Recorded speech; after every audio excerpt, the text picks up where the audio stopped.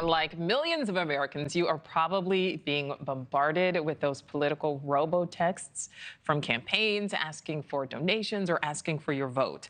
The call blocking service RoboKiller estimates that Americans nationwide received, look at this, 253 million political robo-texts and more than 1 million robocalls just last December alone. And now, just over a week till the election, millions more are expected.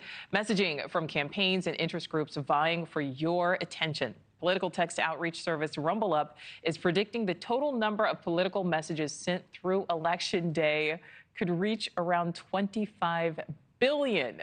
So what can you do to try to fight back against that onslaught? Joining me now, cybersecurity expert Dave Hatter.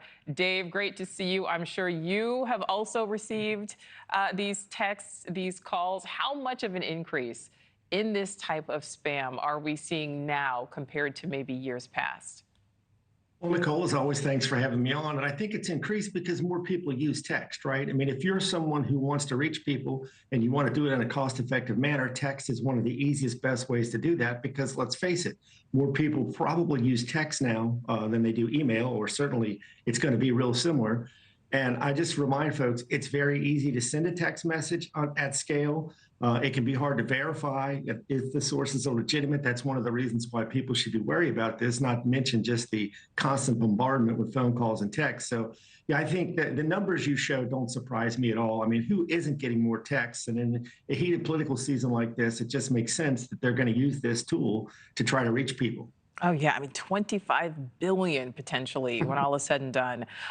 Dave, what should we do? What can we do? Should we be blocking? Should we reply stop? Because sometimes that's an option. Should we just ignore it altogether? Well, the good news, Nichole, is you have a bunch of options. You're going to have to decide what makes the most sense for you. But, my first advice would be if you see something and it's obviously fake, right? You can forward it to 7726, which is a number set up by the FCC to specifically report things that seem bogus. I would remind folks, if you reply stop, right? Theoretically, if you're dealing with any kind of reputable person at the other end of that text, they're going to give you a way to opt out. But remember, bad guys know that folks can't always tell if something's legit or not. And if you do reply, if you send stop to unsubscribe or whatever their opt-out is, you have now just told the spammer at the other end of the line that that's a legitimate number. Keep in mind, Nichole, it's easy to write a program that can just generate phone numbers, or they get phone numbers from these large data dumps and blast these things out at scale.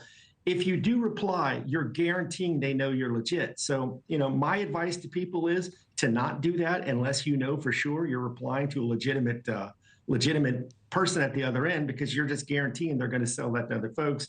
You do have options, whether you're on Android or Apple, they have a way to block these to some extent. You can go to your carrier. All of the major carriers have some options to block these. And, if you really hate this sort of thing, you can download an app like RoboKiller or NomoRobo or Aura, which are specifically designed to try to stop this stuff. So you do have options. The FCC has some great resources, or you can go to like the Apple website and get tips for your phone, or Android, if it's an Android phone, on exactly how to block these things. Absolutely. And those things certainly work, although sometimes some things can get through. Dave, some people get so irritated with this, they actually contemplate switching to a brand new phone number. Is that too extreme? Because isn't it eventually just going to come up on the new number anyway?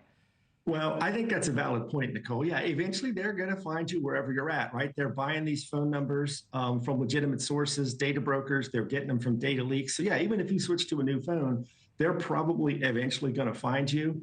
I find it irritating, but I could tell you, I don't answer the phone from any number I don't recognize. I'm not going to reply to any of these texts because I don't know if they're legit or not. And in general, I'm trying to use my phone to block these things. If you get a text, you can, on an Apple phone anyway, slide left and basically say report. So it's not that difficult to cut down the volume. Again, I would encourage people, though, be careful.